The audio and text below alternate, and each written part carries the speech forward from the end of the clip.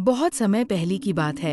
एक चंदनपुर नाम के गांव के पास भूतिया महल था, जहां बहुत सारा खजाना छिपा था, जिसको पाने के लिए चार बच्चे अर्जुन, रिया, मीरा और बंटी सोचते हैं।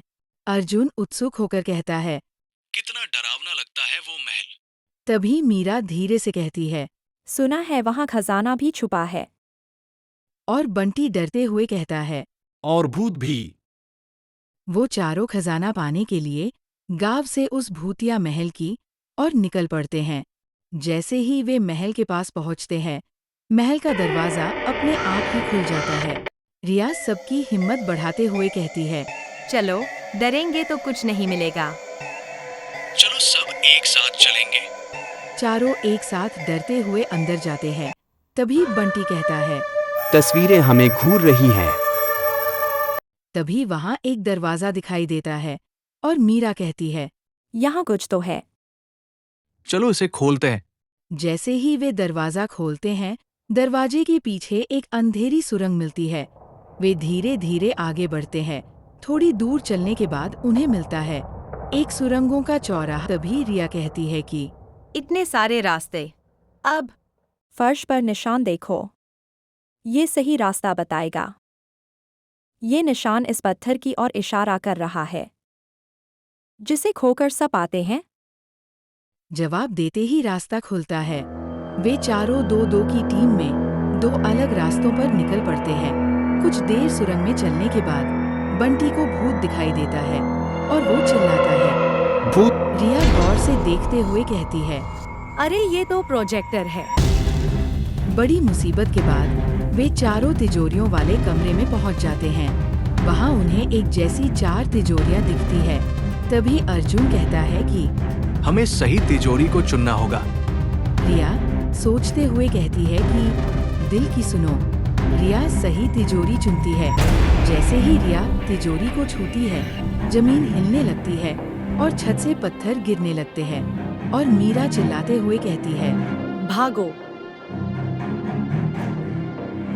बड़ी मुसीबत के बाद वे महल से निकलकर गांव के पास पहुंचते हैं और बंटी मजाक में कहता है, ये तो खजाना निकला दोस्ती का।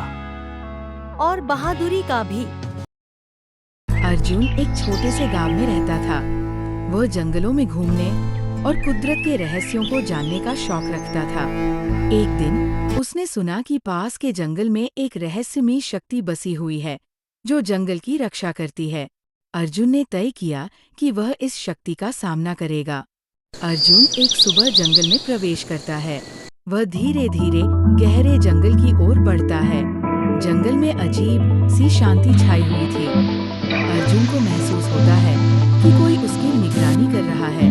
अर्जुन एक पुराने पेड़ के पास पहुंचता है, जहां उसे एक महिला की आकृति दिखाई देती है। वह महिला कहती है, तुमने जंगल में प्रवेश किया है, अब तुम्हें मेरी परीक्षा से गुजरना होगा।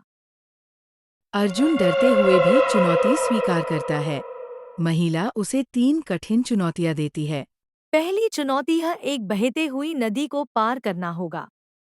दूसरी चुनौती है एक अंधेरी गुफा में से गुजरना होगा। तीसरी चुनौती है एक जहरीले पौधे से बचते हुए एक फूल तोड़ना होगा।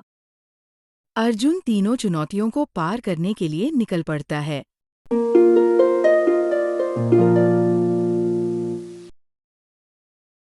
धीरे धीरे अर्जुन सभी चुनौतियों को पार करने के बाद महिला के पास लौटता है।